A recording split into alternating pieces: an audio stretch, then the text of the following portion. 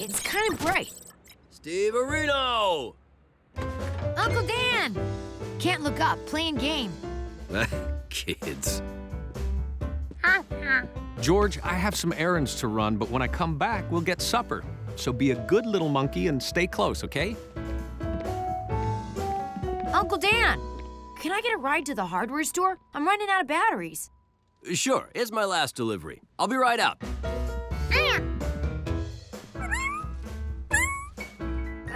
Too bright. Come on, let's go in here. Hundley was pretty sure that monkeys shouldn't climb into trucks. And he knew cats definitely didn't belong in trucks.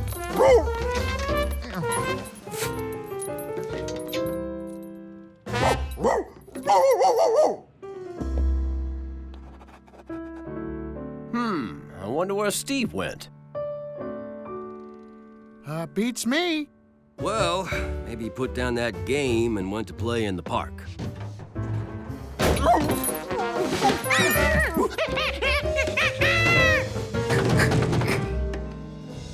They were closed in.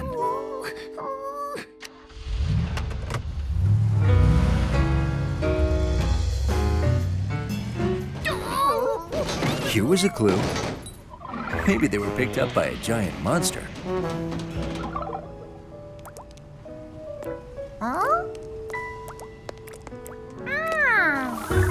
Or maybe it was a car wash that the giant monster was holding.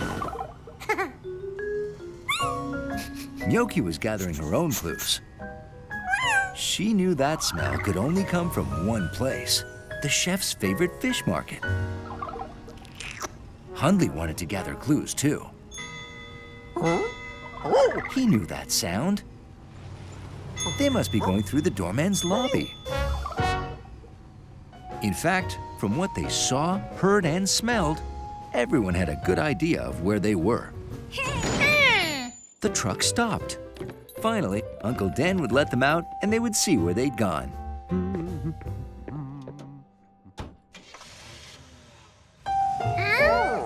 Steve's uncle was gone.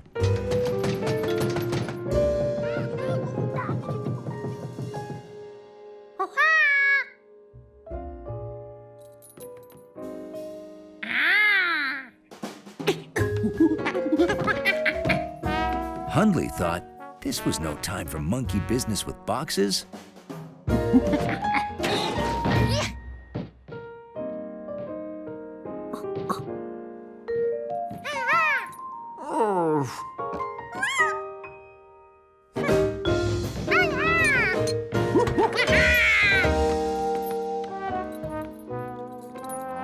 Hundley couldn't wait to get back in his building. But where was his building?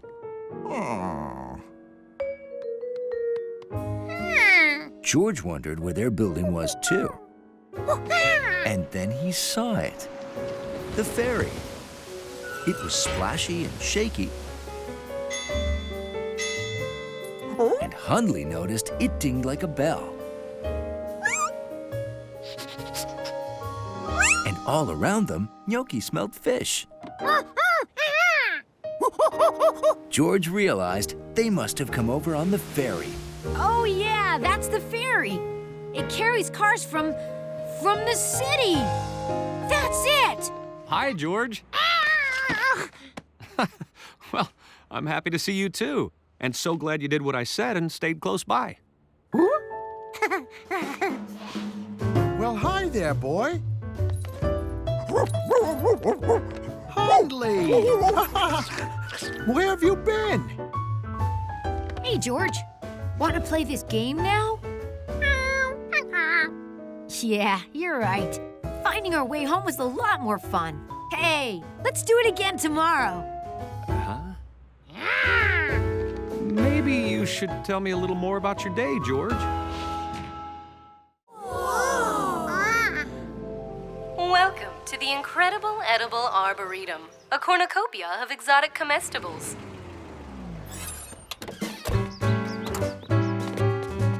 Blueberries! Alicia! Blueberries are my favorite bush-based fruit. Come on, George.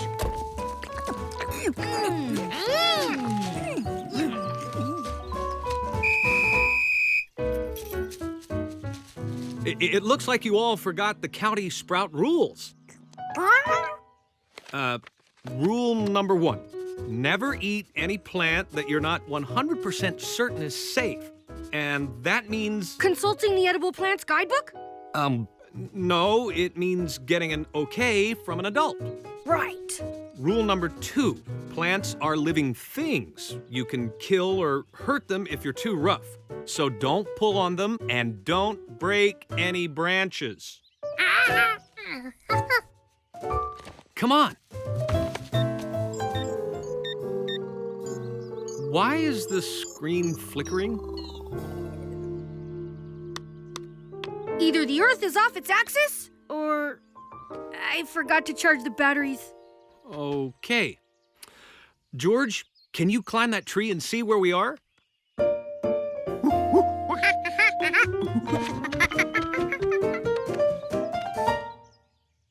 And Bill, where are you going? Don't worry, I've got my handy backup compass. This way, folks!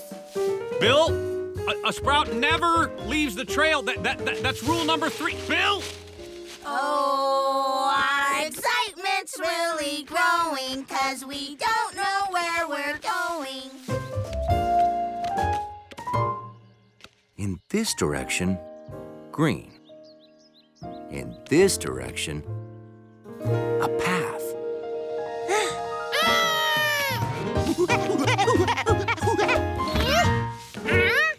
George couldn't believe what he was seeing. Someone was trying to break that branch. Somebody was not being a sprout.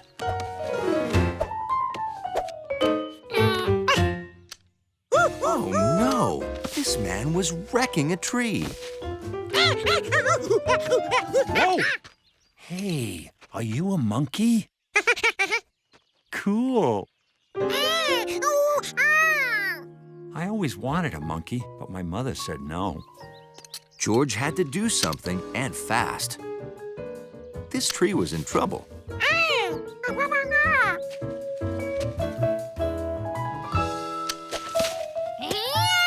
Hey, return the headgear, monkey. George didn't mean for the hat to get wet. Or the man. But George couldn't wait around. He had to check on that tree. George wished he could think of a way to get the branches back on the tree. He needed something sticky. Really sticky. Like mud. George! Thank goodness I found you. Oh, I'm sorry I left you in that tree. Oh, Dr. Greenbean, nice to see you. Sorry we're late. We've had a rough day. Tell me about it. First this monkey ran off with my hat, and now my tree lopper has vanished.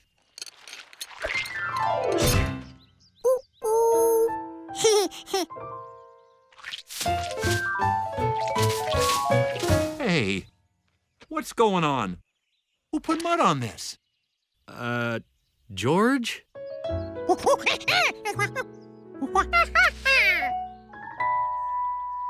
Ah, so Dr. Greenbean was cutting some branches, and you thought he was hurting the tree.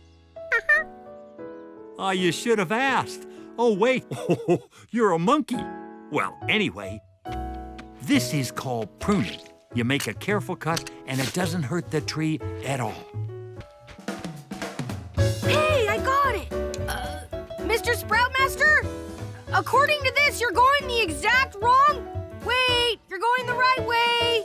Never mind, proceed.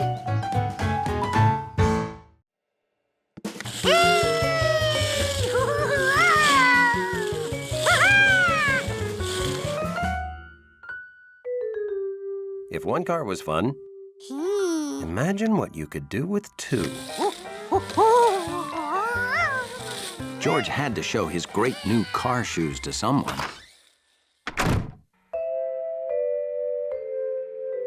George couldn't wait to see the look on Hundley's face.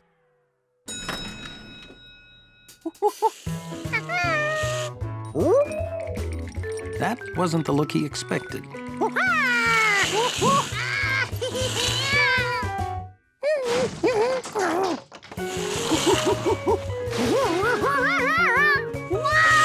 Hunley didn't want monkey handprints all over the clean doors.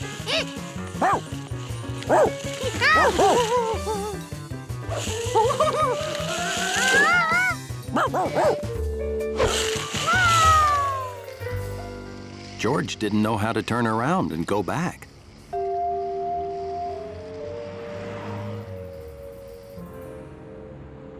I don't know. We have too many roller skates. Now, what can we do to make people more interested in skates? Well, how about having a roller skating monkey give demonstrations? And just where are we gonna find a roller skating monkey?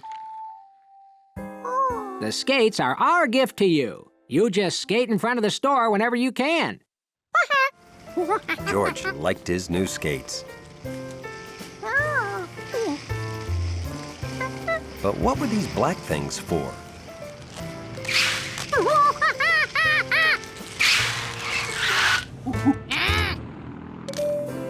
George thought that even Hunley would have to admire his skates, especially since now he knew how to stop.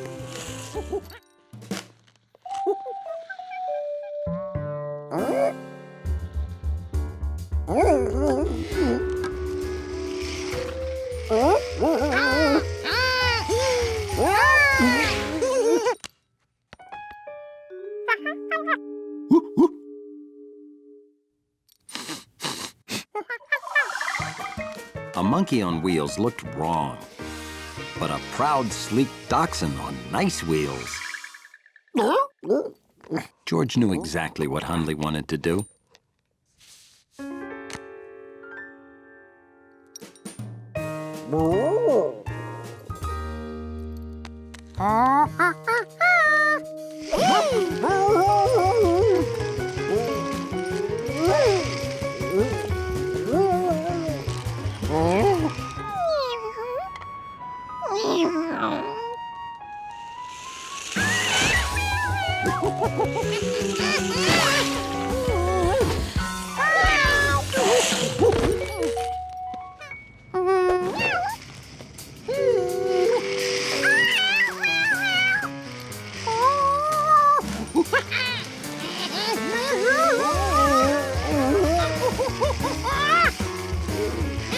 No matter what George did, they kept going faster and faster.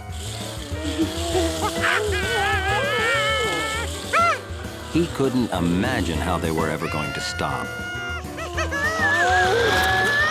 Then he could.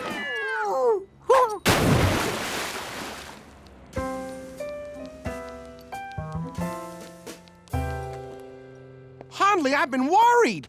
Where have you... You are a muddy mess. Oh, looks like he's not the only one. We can't have the tenants see us like this, Hunley. I'll get a towel and get you cleaned up, boy. Time for you to clean up too, George.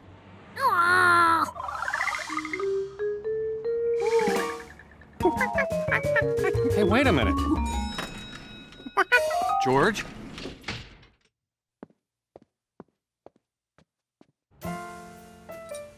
Hunley was sure if that monkey and cat hadn't been around, he could have learned to skate.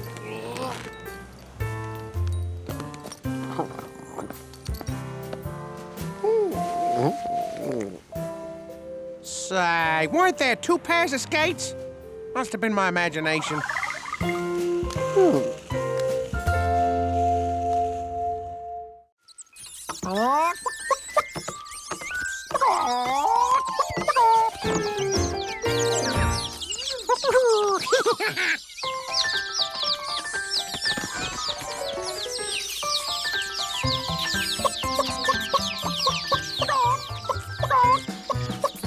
Tracy taught her chicks to walk tall and be proud like a chicken.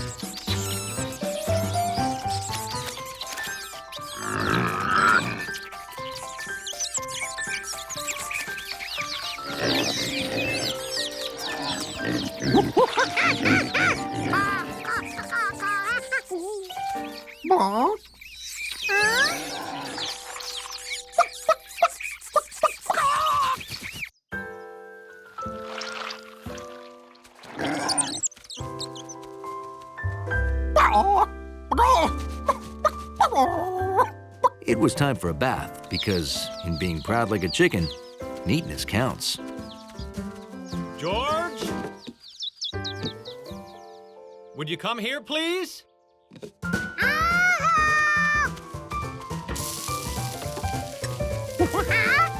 The neighbors will be here soon for our monthly game lunch, so I need you to run to the store. We're out of toothpicks. It's not a party if you don't pick up small food with toothpicks.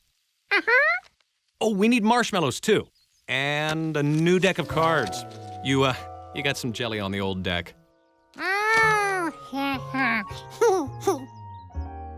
So take this list to Ada and Luke's general store, okay? That sounded like a chicken in trouble.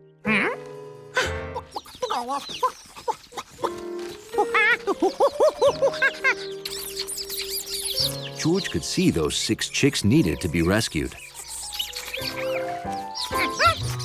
Now all the chicks had to do was walk across.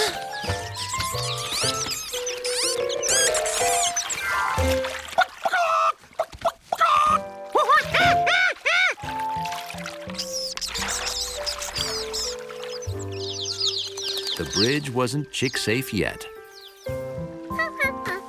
What could he do to make it safer? That bridge had sides made from triangle shapes.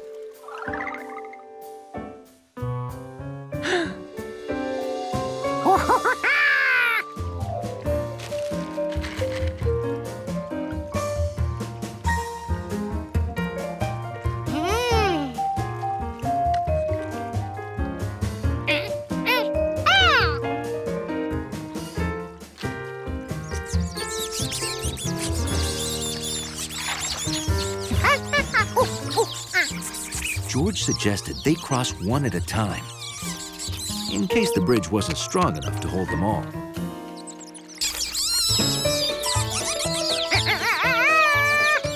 But the bridge was plenty strong. It even held a whole hand. A job well done. George could now rush home with the marshmallows, toothpicks, and cards.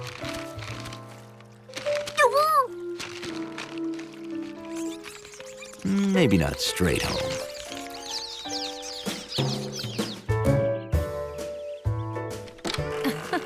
That must be some party if you need more marshmallows, toothpicks, and cards already.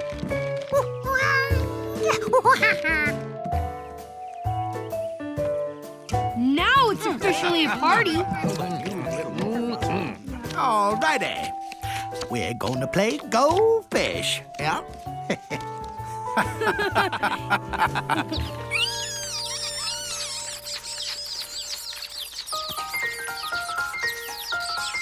Mama, come see what the chickens built. They are geniuses.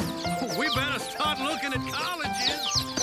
And that's how the Rankin's College Fund for Gifted Chickens got its start.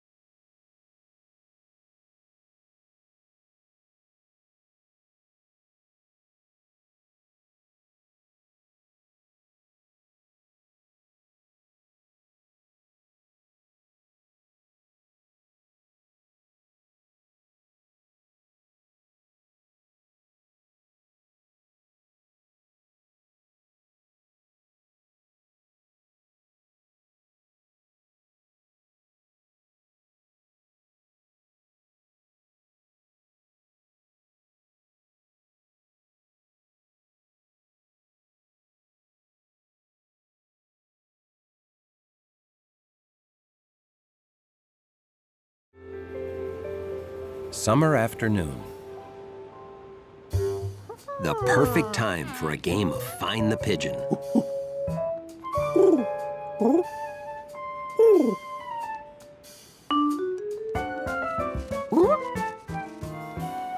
Okay, George, playtime's over. Time to clean your room. You can play with Compass after you clean your room.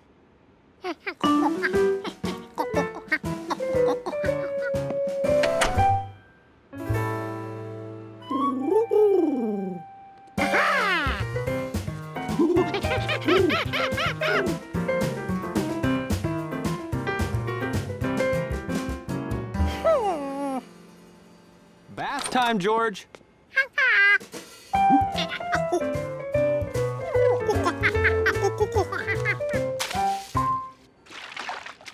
I don't think you'll fit in the bird bath, George. You're definitely a tub monkey.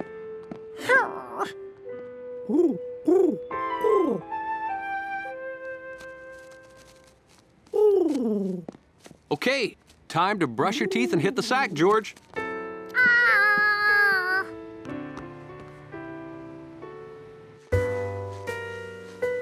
Even though being a monkey was the greatest thing ever, pigeons didn't have to do what anybody told them. George, time to clean your room, take a bath, wash your ears, brush your teeth, go to bed, wake up, make yourself breakfast.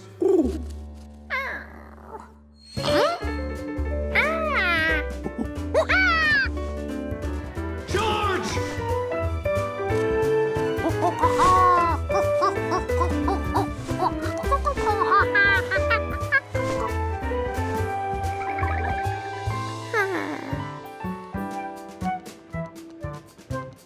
So the next morning, George made up his mind to live like a pigeon.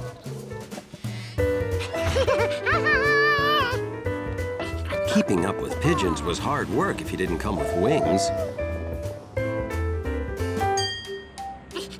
Plus, pigeons didn't have to wait for the don't walk light.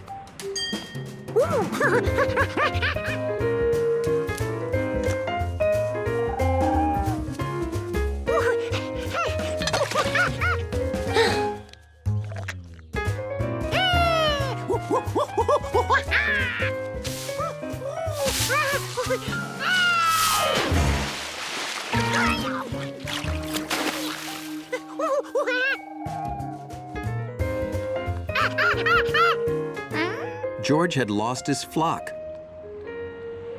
To be a pigeon, you had to fly.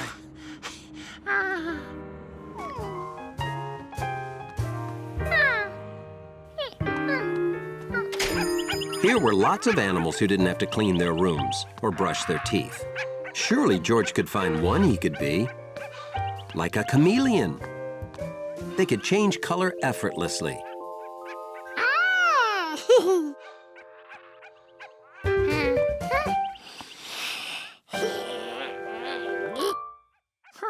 Monkeys couldn't.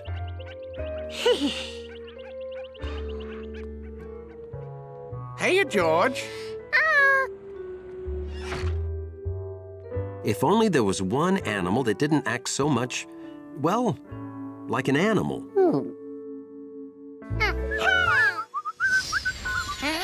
Uh-oh. Hey, looks like we're stuck.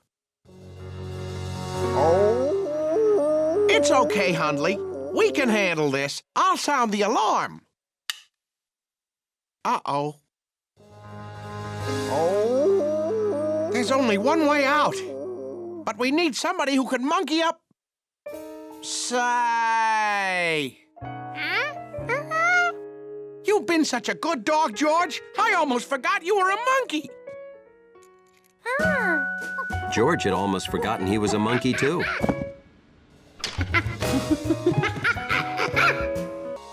You did it! Thanks, George. Even Hundley thought George was pretty amazing. He might even make a good dog someday. But George didn't want to be a dog anymore. All he wanted was to take a bath, brush his teeth, and go to bed in his nice, clean room.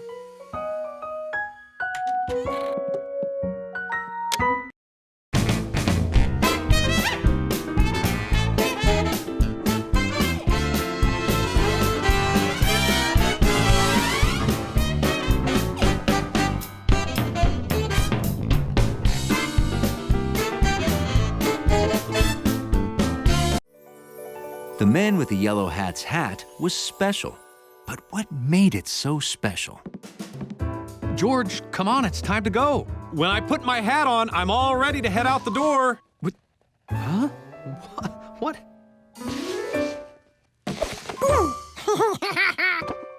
Okay. George, that was funny, but you know the rule. No one is allowed to play with the yellow hat.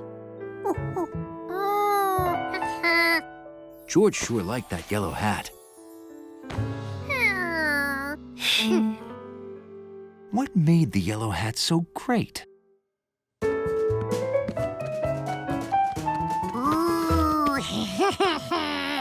It was just plain fun. George, I need to wear the hat for an important speech at the museum. Please don't play with it. That's what George wanted. A fun hat that he could play with.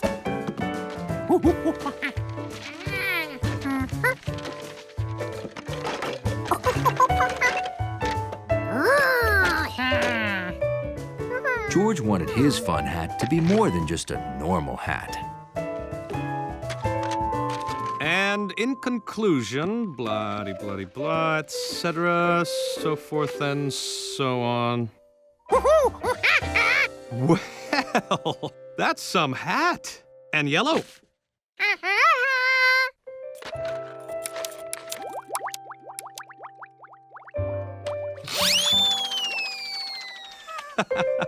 Can I see?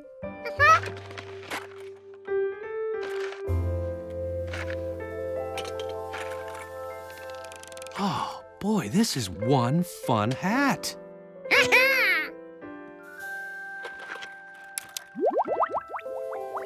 Wow, if I could have had a hat like this, I may never have gotten my yellow one. That was the best thing anyone ever said to George. You want me to have it? This is the best thing anyone ever gave me.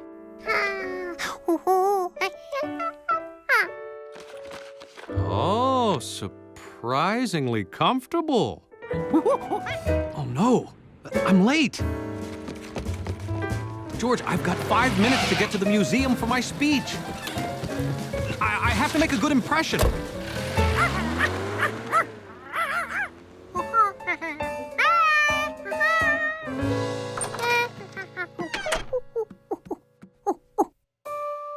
George was tempted to play with the yellow hat.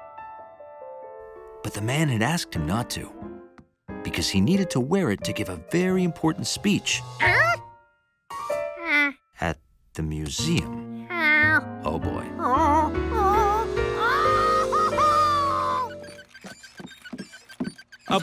Professor Wiseman asked me to speak today about the scientific method.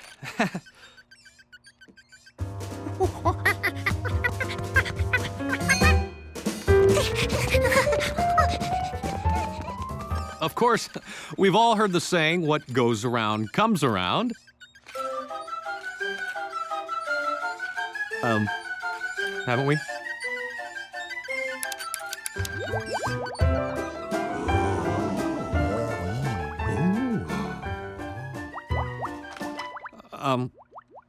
Did I say something wrong? No, continue. This is fascinating. Whoa, what's stuck to my hat? Oh!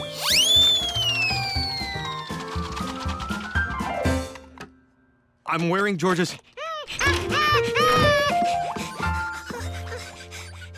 Actually, I can explain. The scientific method is about thinking creatively, taking chances, and being willing to fail. And you made that point very dramatically. I did? Oh, so modest. Now, where can I get a hat like that? Well, George made it. I want one. I want two.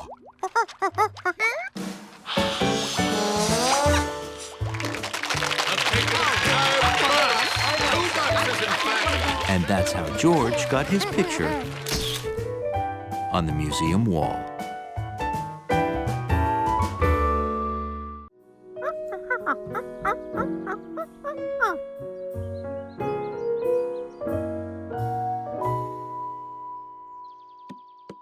thanks for helping me with the Nature Week exhibit, George.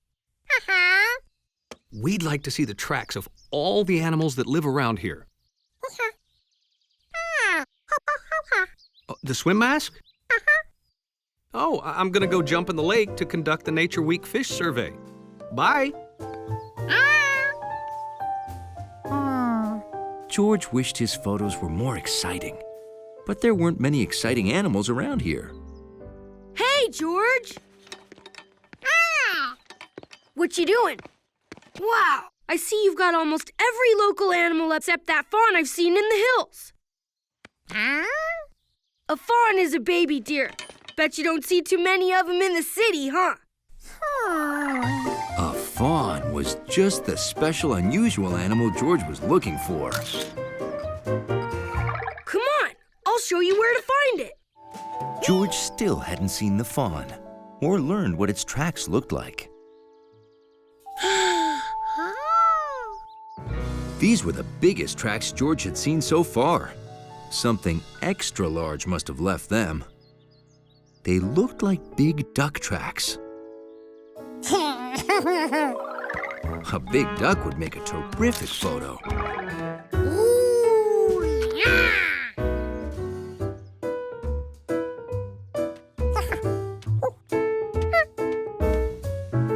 This was like the long track the garter snake made.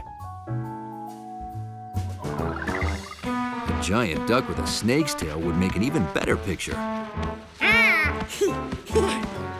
But a huge snake with duck feet would be the most incredible photo of all.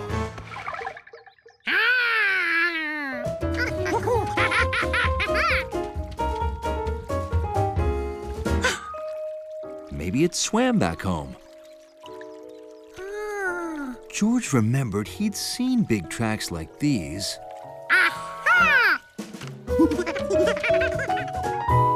in a book. There they were, dinosaur tracks. A duck-billed dinosaur. And the tracks were headed towards Bill's house. Hiya, George. Did you see the fawn?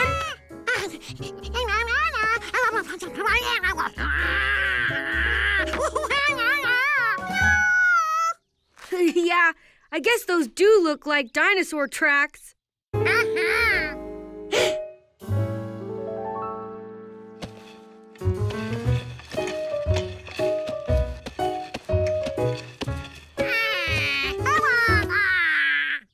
Yep. My new boots were hurting my feet, so I put these on to walk to the lake. I told you I was going swimming, remember? Hey, now I know what it's like to walk in a dinosaur's footsteps.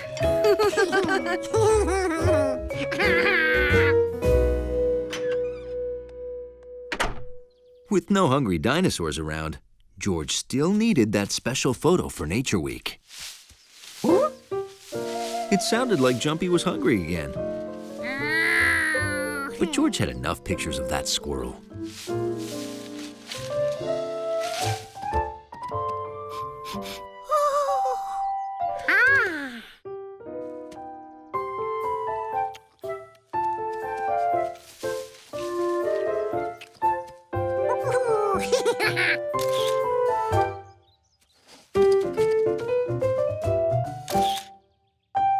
For such big animals, those deer left pretty small tracks. Hey, deer tracks. Wow, you used fruits and vegetables to lure the deer to our house so you could take photos?